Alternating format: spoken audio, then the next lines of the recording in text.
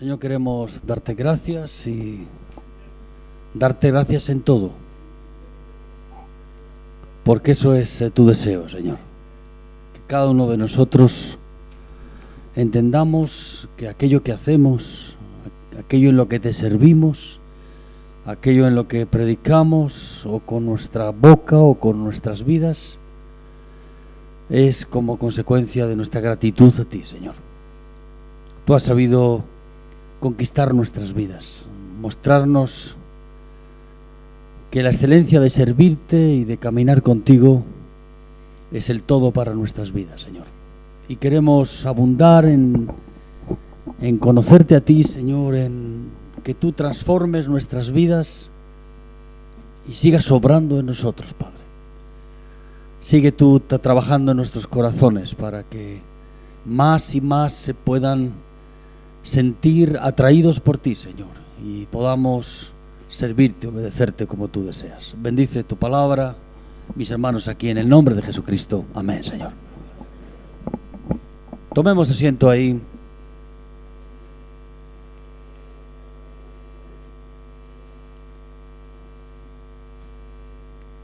Vamos a abrir la Biblia en el Evangelio de Juan.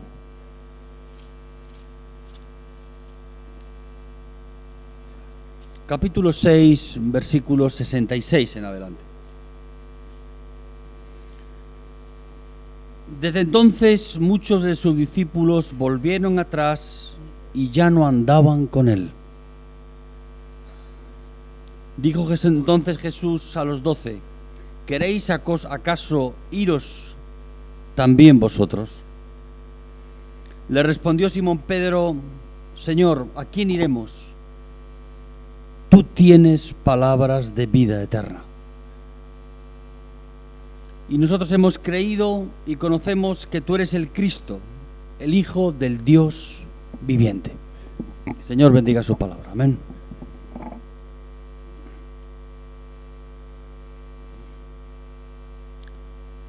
¿Por qué caminamos con Jesús?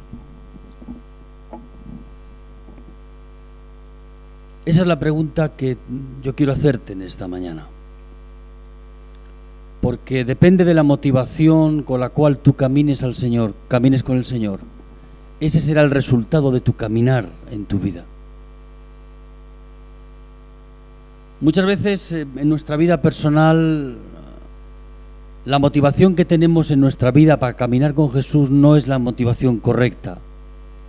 Y no son factores externos los que provocan que dejemos al Señor, sino es la propia construcción de nuestra vida y de nuestra relación con Dios la que produce ese efecto negativo en nuestra vida. Este grupo de discípulos que caminaban con Jesús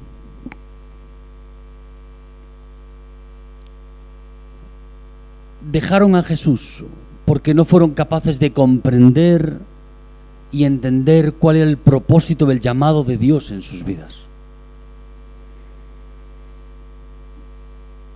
Ellos no podían comprender y entender cómo podían comer su carne y beber su sangre. Dios les había alimentado sus cuerpos, había producido el milagro de la multiplicación de los peces y los panes, y seguían a Jesús porque había llenado sus vidas con el alimento y el sustento para sus cuerpos. Pero esa no es la motivación que Dios quiere que tengamos en nuestra vida para que le sigamos. La motivación que Dios quiere que tengamos en nuestra vida y que nos va a servir como construcción en nuestra vida es poder asimilar la palabra de Dios, poder asimilar su cuerpo en nuestra vida y poder asimilar su sangre en nuestra vida. Muchas veces en nuestra vida lo que los demás ven de nosotros es esa construcción fingida en nuestra vida. No es una construcción real de lo que somos en realidad. Yo te hablaba ayer de que la mayoría de los cristianos tienen un impostor que vive dentro de ellos. Un personaje construido para que los demás puedan vernos como nosotros queremos que nos vean los demás. Y por eso construimos esa imagen que no es la realidad de nuestras vidas. Y si esa es la realidad de nuestras vidas hoy, Dios va a tratar con nosotros para destruir esa imagen falsa que hay en nuestra vida y Dios tratar contigo, que es lo que Dios quiere. Dios no se ocupa de tratar con la ficción que a veces hay en nuestra vida. Dios se ocupa de tratar con nosotros, porque Dios ama a personas y lo que nosotros construimos a veces es una ficción que no se sostiene. Para eso la cruz va a trabajar sobre eso, sobre esa construcción errónea que queremos que los demás vean de nosotros. Pero Dios no trata así con nosotros, Dios trata con personas. Este grupo de personas, discípulos de Cristo, no podían comprender y entender cómo poder asimilar eso en sus vidas. Y cuando no asimilamos la verdad en nuestra vida, nos convertimos como en un espejo. Solo reflejamos la luz, pero no asimilamos nada. Y esa construcción no se sostiene en el tiempo. Por eso muchos vuelven atrás. No quieren caminar con Jesús. No porque Jesús no sea un atractivo para su vida, no porque Jesús no les pone en un lugar de preeminencia, de autoridad, de protagonismo en sus vidas. Porque todo eso es insuficiente cuando no somos capaces de asimilar la verdad en nuestra vida. Y la vida del cristiano es eso. Es asimilar a Cristo en nosotros. Es asimilar la verdad en nuestra vida. La verdad no solamente como un hecho teórico, sino como una realidad que transforma la realidad de nuestras vidas. Y por eso Jesús le preguntó: ¿vosotros también os queréis ir?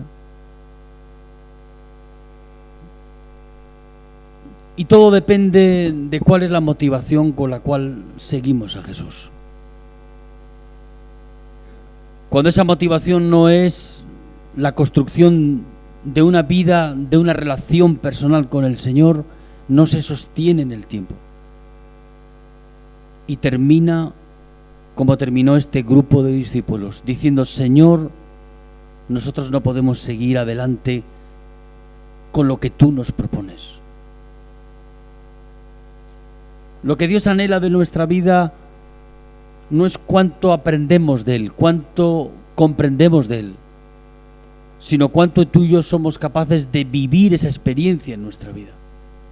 Señor es un Dios vivo, no es una teoría religiosa. Y tú y yo necesitamos en nuestra vida entrar en una dimensión de una relación con Dios, donde Dios esté cercano a nuestras vidas y Él pueda actuar en nosotros. Cuando actúa en nuestra vida, entonces se ven las transformaciones que nuestras vidas necesitan.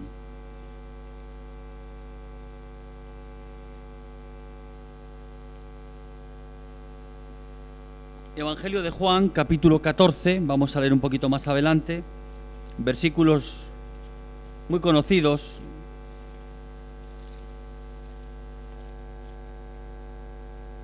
Evangelio de Juan, capítulo 14, versículo 6 en adelante. Jesús les dijo: yo soy el camino y la verdad y la vida.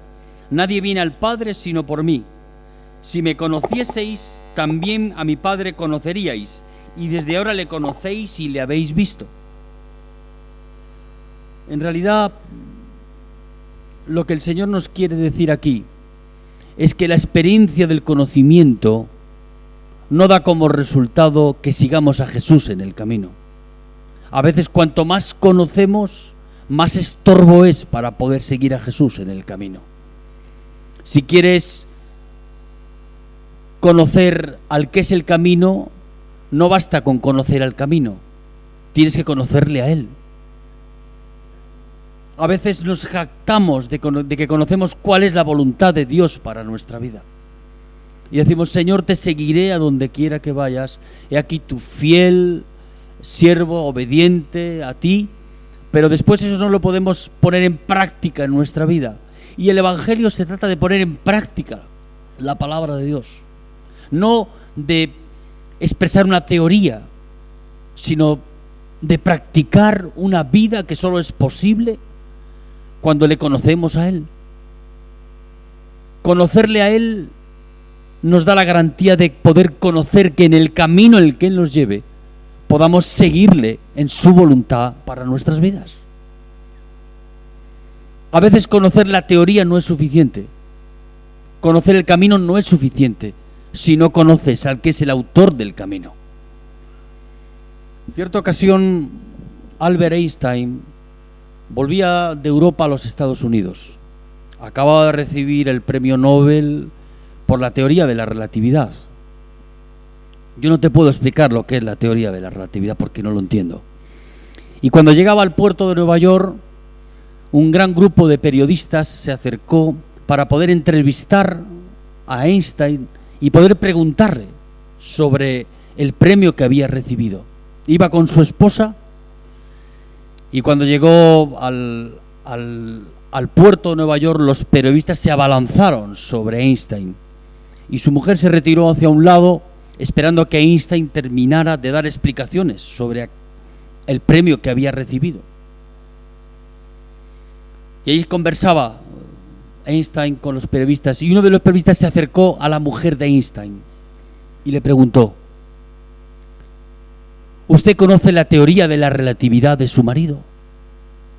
Y ella, humilde y sencilla, le dice: mira, yo conozco al señor Einstein, no conozco la teoría de la relatividad.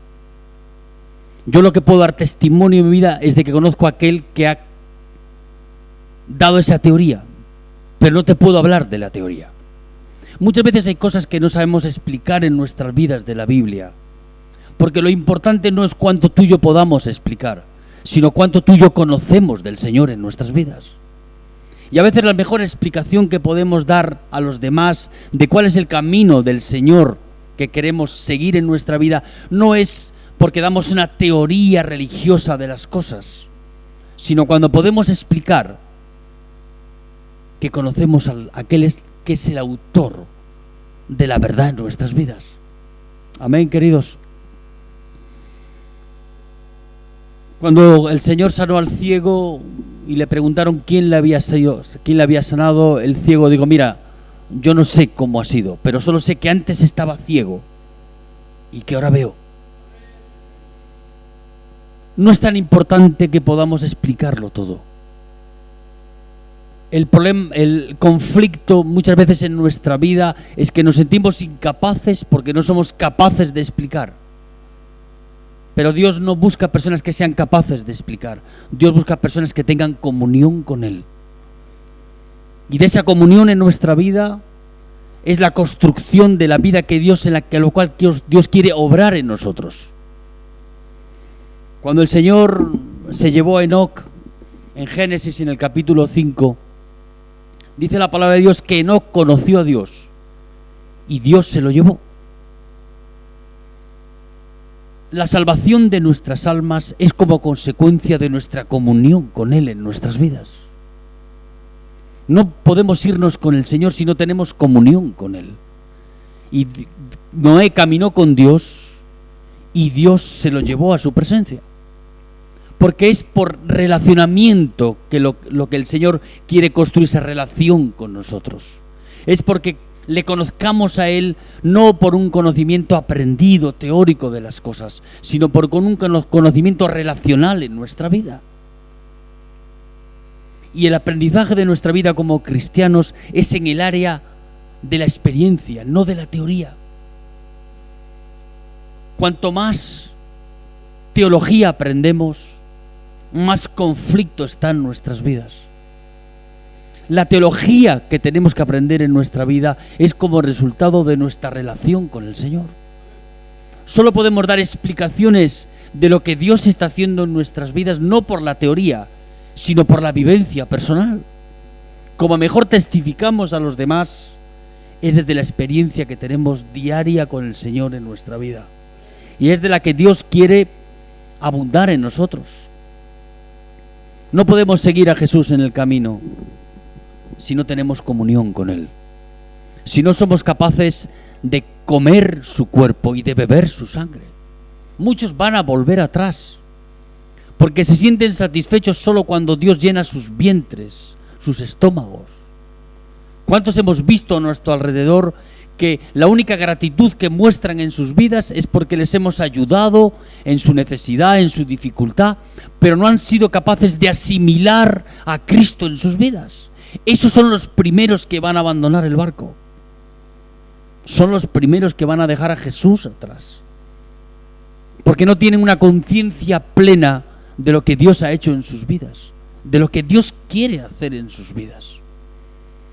Y cuando ven que la satisfacción de llenar sus vientres no es suficiente y no comprenden el Evangelio en sus vidas, abandonan a Jesús, le dejan atrás, le cambian por algo más cómodo y más fácil. Si alguien le predica una doctrina más fácil, la reciben en sus vidas. Si alguien les predica que sin renuncia, sin sacrificio, sin esa entrega pasional que Dios nos pide en nuestras vidas, adoptarán esa costumbre y dejarán al Señor de lado.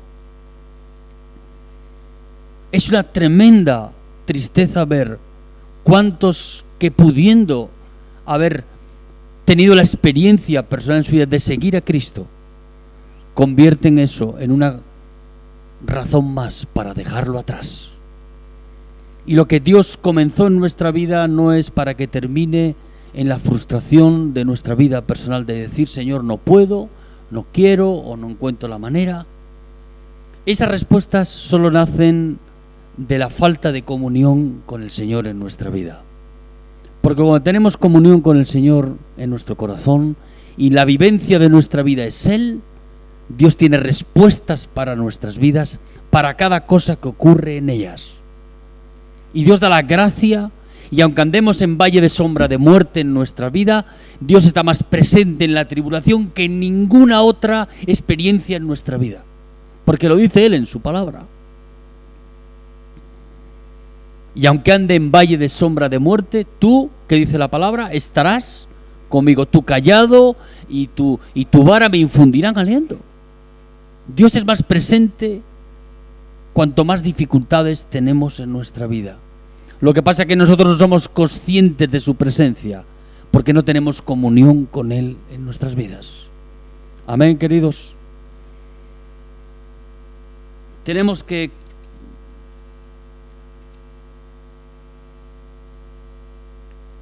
reflexionar, examinar por qué caminamos con Jesús. ¿Por qué le seguimos? Porque si la motivación no es la correcta en nuestra vida, tarde o temprano dejaremos de estar en su presencia y buscaremos una forma más fácil, más cómoda, más funcional a nuestros intereses de nuestra vida que aquello que Dios nos pide. No podemos caminar con Jesús por deber, por obligación. Muchos convierten su llamado y el propósito de Dios en sus vidas en una obligación, en una idea de que es un deber servir a Dios. Y Dios no está buscando personas que les sirvan por deber o por obligación.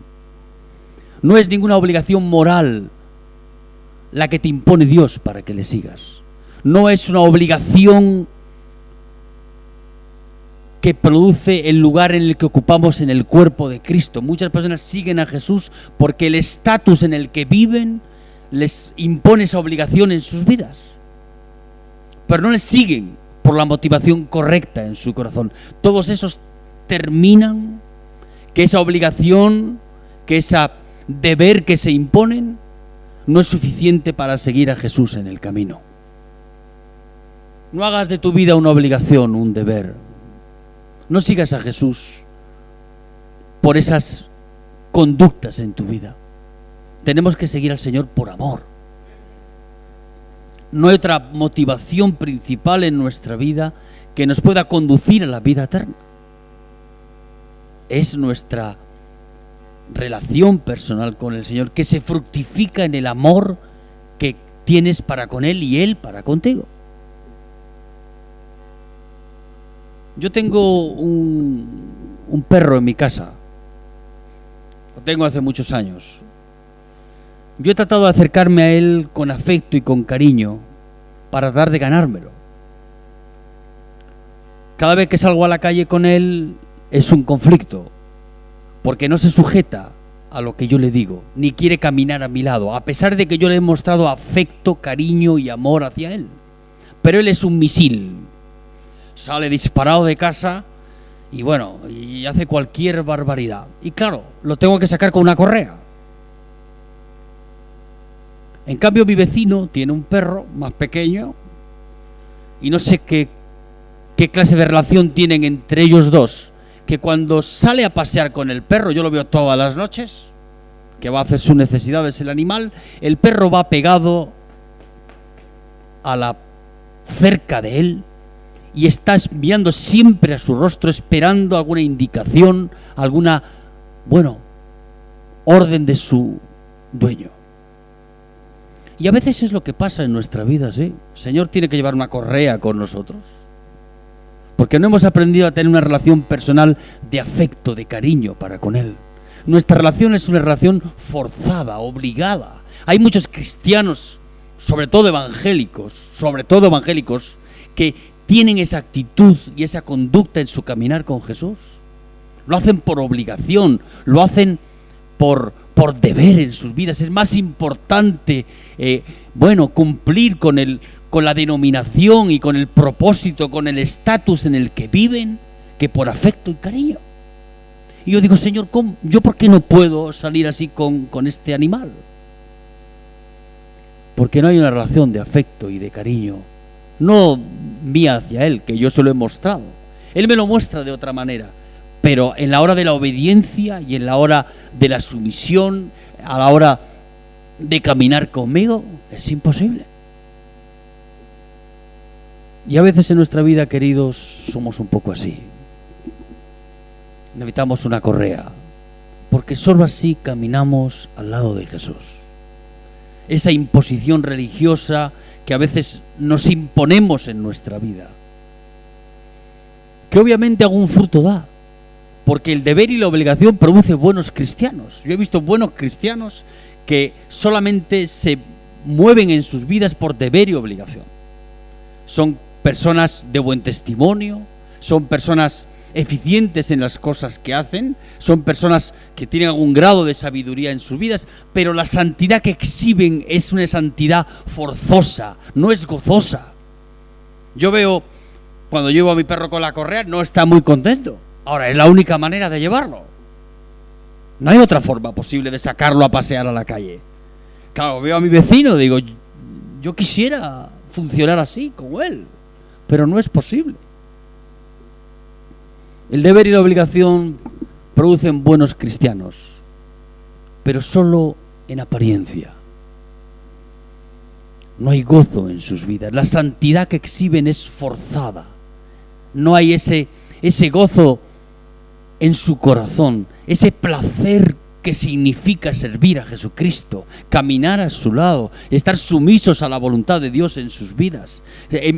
Exhiben una santidad corajuda, siempre de mal humor, siempre con esa apariencia que parece que están sirviendo a un Dios que impone y que impone y que impone. Yo digo, no es eso la realidad al Dios de que yo sirvo.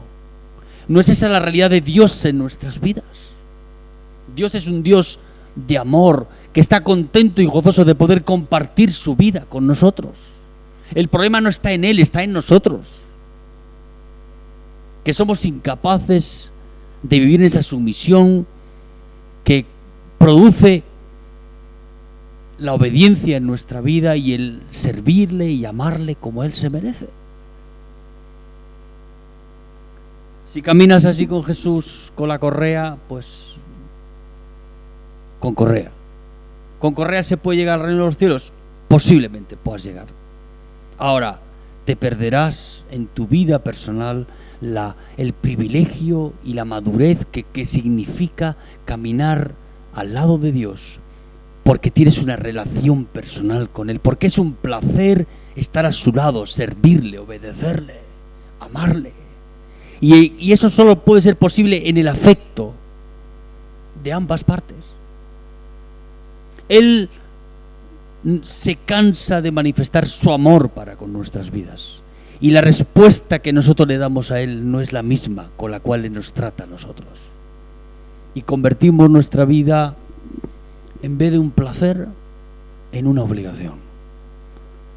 Job era un hombre lleno de obligaciones en su vida. Obligaciones que le llevaban a ser el pastor de su casa.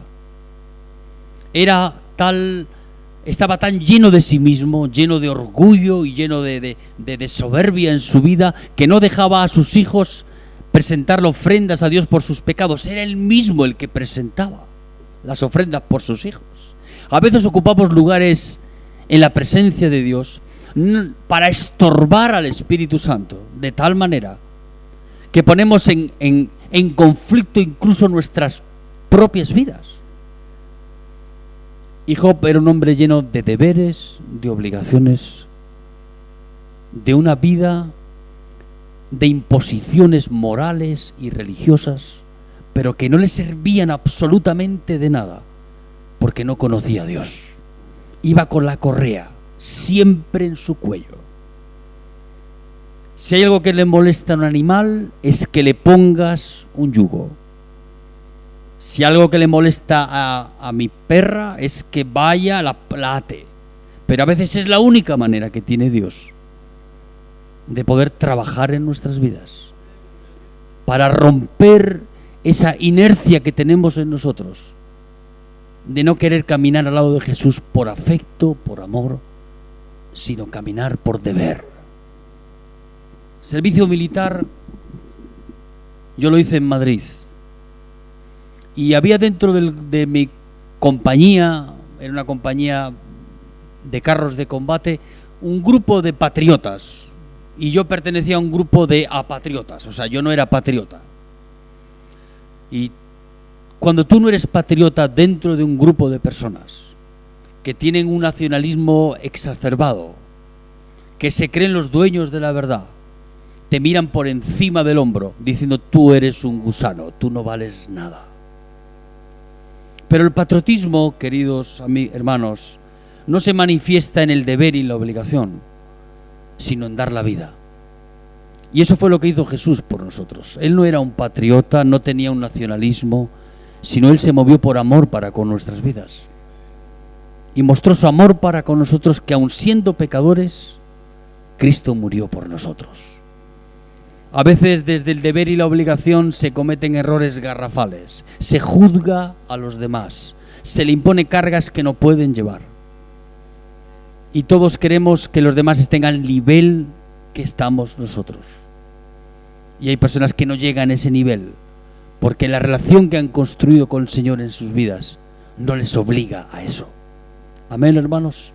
Tenemos que mirar a los que están con nosotros no desde la perspectiva de tu propia vida, porque así siempre te vas a sentir defraudado.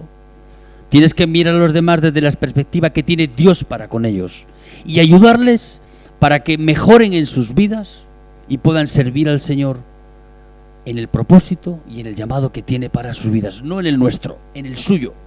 Amén, hermanos. Así no hagamos de nuestros hijos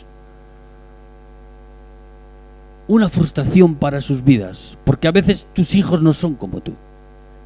Hablo de los hijos naturales y de los hijos espirituales. No son como tú.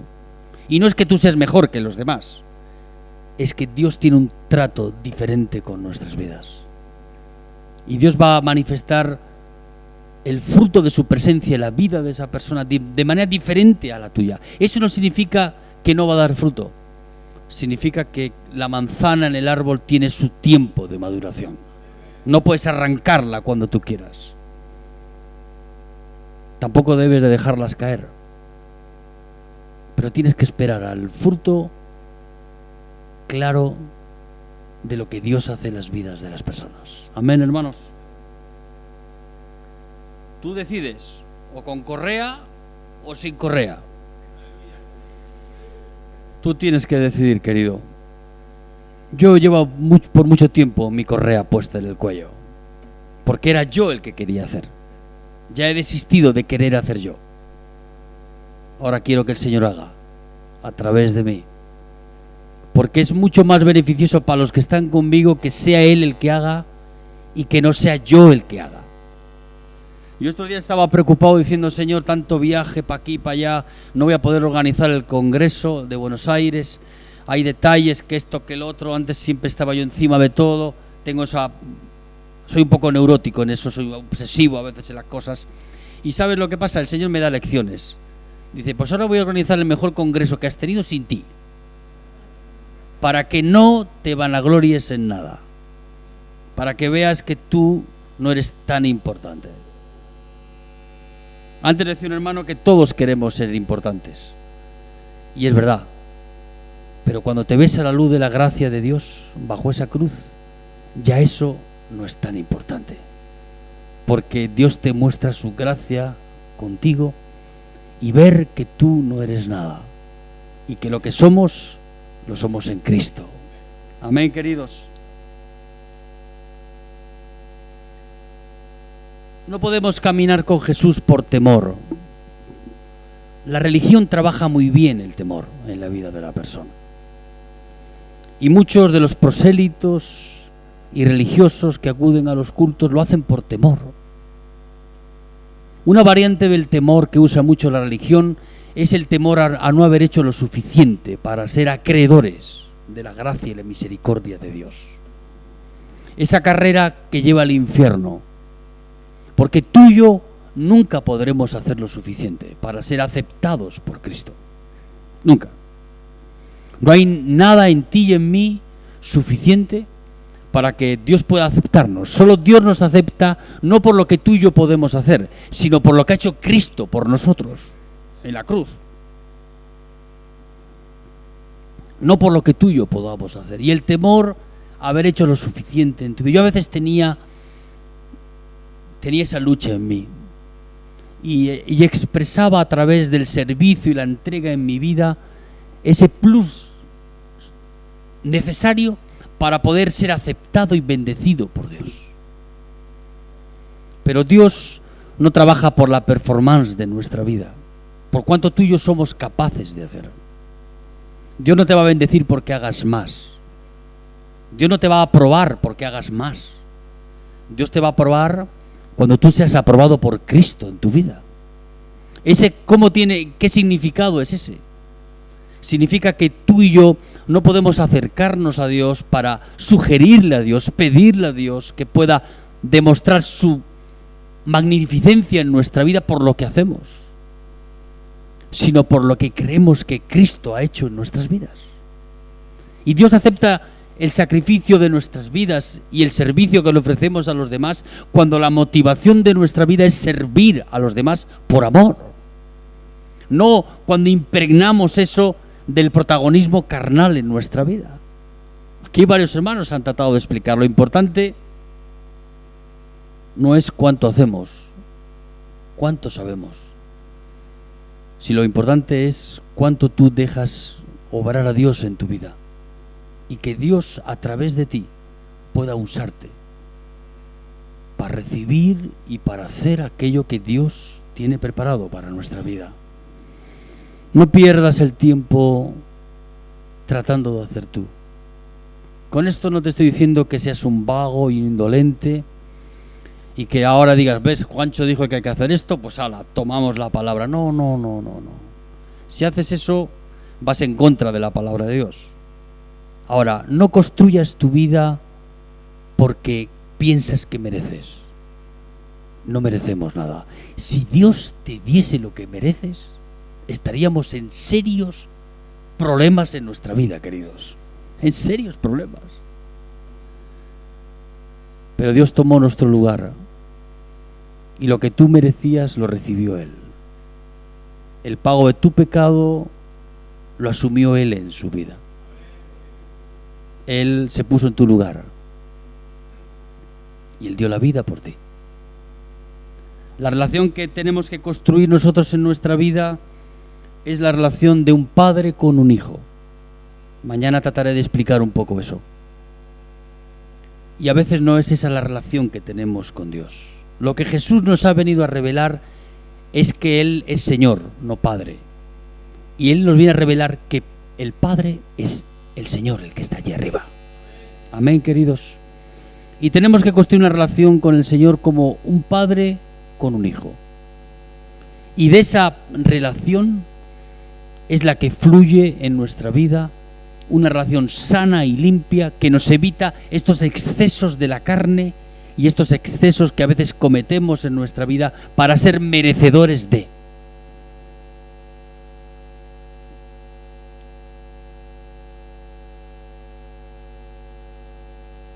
Marta y María eran dos mujeres que las dos querían servir al Señor. Lo que Dios quiere más estimular en nuestra vida no es el servicio, sino es la adoración. Porque Él ¿qué busca? ¿Cómo? Adoradores. Eso no significa que no tengas que servirle. Significa que en nuestra eternidad será un momento de adoración eterno en nuestra vida hacia Él. Allí no vamos a trabajar. Y Marta acusaba a su hermana de perezosa y ociosa. Le decía, Señor, ¿no ves esta hermana mía? Tratando de acusarla de que era una vaga, de que no hacía lo suficiente por servir a Jesús. Pero muchas veces confundimos lo que agrada a Dios de la voluntad de Dios para nuestra vida. Dios no nos ha llamado para servirle. Dios no nos ha llamado para cambiar el mundo. Dios no nos ha llamado para ayudar a los pobres. Dios nos ha llamado para que le conozcamos a Él. Sí, para que le conozcamos a Él. El resto de las cosas son secundarias y son como consecuencia de eso en tu vida. Porque la religión convierte el servicio en una justificación para no llegar por la fe a Cristo. Y piensan que por acudir al culto, que por cumplir los ritos religiosos, que por tomar la hostia, por esto, por lo otro, van a acercarse a Dios. Y a Dios no se acerca uno de esa manera. No es por productividad que Dios te bendice a ti. Porque el reino de los cielos no se recibe por productividad, se recibe como herencia. No es algo que tú y yo nos podemos ganar. A veces pensamos, Señor, bueno, yo me impongo la carga de levantarme el primero de mañana y el acostarme el último, y con eso, sí, la idea y la motivación es buena. Ahora hace falta que no construyamos de eso una religión en nuestra vida, sino que lo hagamos por amor a los que están con nosotros. Lo que debe de mover en nuestra vida, nuestra comunión con el Señor, es el afecto, no el temor, no el deber, no la obligación. Y María había elegido adorar y ponerse a los pies de Cristo para tener comunión con Él. Y alguno decía, bueno, Marta también se sintió aprobada por Jesús, porque Jesús no la rechazó por el servicio que ofrecía, sino por la ansiedad que había en su vida. A veces detrás de las ansiedades de nuestra vida hay una motivación equivocada. Somos seres que actuamos más veces por emociones que por convicciones. Y somos muy pasionales en las cosas. Y mucho más que la pasión que nos mueva a servir al Señor, nos tiene que mover el afecto y la comunión con Él en nuestra vida. Lo que hago, lo hago por amor a Él. Y ese amor no solamente se manifiesta en el dar a los demás, sino se manifiesta en el adorar a nuestro Dios. No hemos aprendido a adorar, hemos aprendido a servir. Yo desde que conozco al Señor solo he servido y servido. Eso no me garantiza el cielo. Lo que me lleva por el camino de la salvación es mi comunión, la construcción de una vida en comunión con Él. Amén, hermanos. Y Marta se afanaba en muchos quehaceres, en muchas cosas, y pensaba que con ese presente de adoración de su servicio era suficiente. Jesús está contento de que tú le sirvas, pero está más contento que tú le adores en tu vida. La adoración no es levantar las manos en un culto. Eso es para los profanos. La adoración es una vida rendida, donde Jesús es el centro de tu vida, donde tú eres templo del Espíritu Santo, donde la vida de Dios se manifiesta en ti constantemente, no solo por lo que dices, sino cómo vives, cuáles son tus pensamientos, de qué manera tú expresas esa adoración en tu vida, que los demás caen rendidos ante la adoración de tu corazón. A veces pensamos que adorar es un privilegio de pocos, los que llevan la alabanza o uno muy ungido que presenta el culto. No. Tenemos que adorar desde el lugar en que estamos en nuestra vida. Y hemos aprendido más a servir que a adorar. Y fue María la que después ungió a Jesús con aquel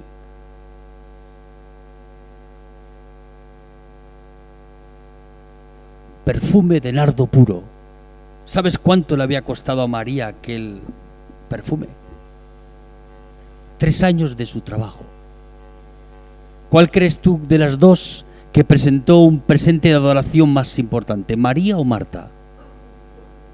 María lo dio todo. Era el perfume que había guardado para el día de su boda. Cada judía tiene eso como un emblema en su vida, como algo importante. Y ella lo tenía para el día de su boda, y aquel día lo derramó a los pies de Cristo, porque con quien se quería desposar era con Él. Amén, hermanos. A veces no somos capaces de comprender. Cuando vemos a la gente que tienen esa comunión con Dios, los tratamos de beatos y de religiosones. Yo te digo,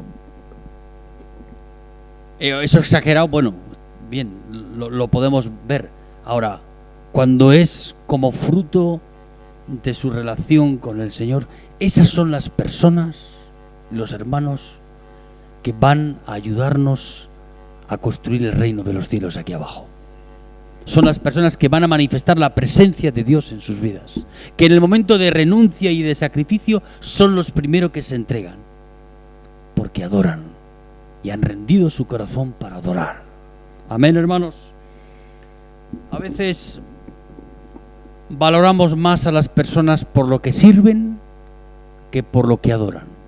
Tú tienes que pensar eso en tu vida. Los que están contigo, ¿cómo les valoras? ¿Por lo que adoran o por lo que sirven? A veces tenemos personas que no alcanzan el mismo nivel que otros. Enseguida los decimos, bueno, este no vale. Eso pensaba Marta de María. Pero fue María la que eligió la mejor parte. Ahora no quiero decir que vamos a abrir un convento aquí en la comunidad de Santiago de Chile y nos vamos a vestir todo de hábito.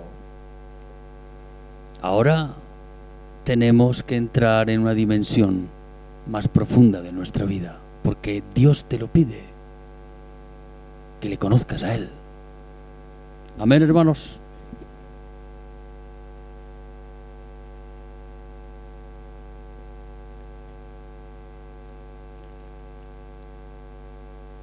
No podemos servir al Señor, caminar con Él por interés, por conveniencia. Para muchos esa es la motivación de sus vidas. Tienen interés personal en su vida de seguir a Jesús. Y ese es el gran error. El único interés que podemos tener en nuestra vida que Dios acepta es que lo hagamos con el propósito de tenerle a Él como el tesoro en nuestra vida, no lo que podamos recibir de Él. Hay muchas personas, te voy a decir algo que no sabes, que se hacen pastores para poder subirse en un púlpito y predicar el Evangelio. Para ellos es más importante el protagonismo que exhiben en su vida desde ese lugar que sentado en una banca en el local de culto. Y yo digo, cuando llegues al reino de los cielos vas a tener grandes sorpresas. ¿Sabes por qué? Porque allí vas a ver a personas que no esperabas que estuviesen allí. Es seguro. Y te vas a encontrar algunas sorpresas más, que personas que tú decías que iban a estar, no están. Y la mayor sorpresa es que Dios te ha dado la gracia para que tú puedas estar allí. Porque a veces pensamos que ni nosotros mismos vamos a llegar. Yo otro día pensaba, digo, ¿tú crees que el Señor pudo dar lugar al arrepentimiento a Hitler? Esto es para provocarte un poquito esta mañana. Piensa un poquito. Dicen que murió en el búnker en Alemania, pero no hay certeza absoluta. Imagínate solo por una cuestión, imagínate, de que haya emigrado para la Argentina. No para Chile, para la Argentina. Y allí el Espíritu Santo le haya producido tal convicción de pecado en su vida, como a ti y a mí, y se haya arrepentido y esté en el reino de los cielos. Porque tú y yo no podemos medir la gracia de Dios. Si Dios te ha salvado a ti, ¿recuerdas cómo eras? Yo recuerdo cómo era yo, no era como Hitler. Ahora, el instinto mío de justicia propia quiere mandar al infierno a Hitler. Claro, es imposible que sea salvo, pero podrías haber sido salvo o ser salvo si la gracia de Dios así lo permitiese. Por eso te he dicho antes que en el reino de los cielos te vas a llevar grandes sorpresas, porque vas a encontrar personas allí que tu justicia propia, el derecho que tenemos a juzgar a los demás, lo lleva a la condenación eterna, pero Dios no actúa bajo los instintos de nuestra justicia. Dios actúa bajo su gracia. Y es desconcertante, por decírtelo de alguna manera, entender por qué Dios salva a personas que han sido sus peores enemigos. Pablo era un enemigo acérrimo del Evangelio. Se convirtió de héroe en traidor de su pueblo. Él era el héroe de su nación. Tomó el estandarte de perseguir a los cristianos y se convirtió en el mayor traidor de su propio pueblo. Pasó de héroe a villano en 5 minutos. ¿Tú crees que alguno de sus compañeros podría pensar que Saulo está en el reino de los cielos? Yo tengo la certeza de que está allí, por la transformación que Dios ha hecho en su vida. Porque la motivación de él de seguir a Jesús era una motivación correcta. Porque vivió como escribió la palabra de Dios. Y no hay posibilidad ninguna de refutar que las experiencias que tuvo Pablo en su vida no son como fruto de su comunión, de su lealtad y de su llamado, que lo convirtieron en el todo en su vida. Y hoy está sentado, está en la presencia de Dios, sin duda. Ahora no puedo decir eso de Hitler, pero podría ser. En el reino de los cielos te vas a encontrar con personas que no esperabas encontrar allí. Y el mayor milagro es que Dios te lleve a ti allí. Yo a veces digo, Señor, yo no sé cómo va a ser la cosa, cómo vas a hacer, pero como no acortes el tiempo, aún tus escogidos pueden perderse. Y yo me conozco, sé cómo soy. Aún no soy plenamente consciente de lo que soy en ti. Eso me falta descubrirlo todavía. Uno de los grandes conflictos que tenemos en nuestra vida, traté de explicarlo ayer, es que no tenemos plena conciencia de cuánto estamos en Cristo, porque de eso depende la salvación de tu alma. No solo el descuido, como dice Hebreos, sino cuando somos plenamente conscientes de que Cristo está en nuestras vidas, Él en nosotros. Amén, hermanos. No es por conveniencia, por interés, es por amor. Dios busca personas que le sirvan y que la motivación de su servicio en su vida no sea una obligación, no sea un deber, no sea una imposición religiosa, moral que nos imponemos en nuestra vida. No sea por miedo, por temor. ¿Habré hecho lo suficiente? Nunca habremos hecho lo suficiente. Jesús hizo lo suficiente. Amén, hermanos. No es por la imposición personal en tu vida. Nuestro servicio y nuestro caminar con el Señor, solo hay una manera de que podamos seguir al lado de Jesús, y es por amor a Él. Si tú quieres servirle, bienvenido a este club. No todo el mundo puede ser miembro de este club. Yo no digo quién. Él es el que elige, escoge. A veces decimos que Dios no rechaza a nadie. Yo siempre lo decía, no, Dios no rechaza a nadie. No es así. La única vez en que Jesús, una de las veces que Jesús rechazó a alguien fue al joven rico. ¿Lo recuerdas? No sabemos su nombre. Solo la Biblia dice que él era joven y que tenía mucho dinero. Pero él rechazó el propósito y el plan de Dios para su vida. Y Jesús se iría triste. Se fue triste porque le amaba. Dios no deja de amarte. Ahora, Dios te puede rechazar.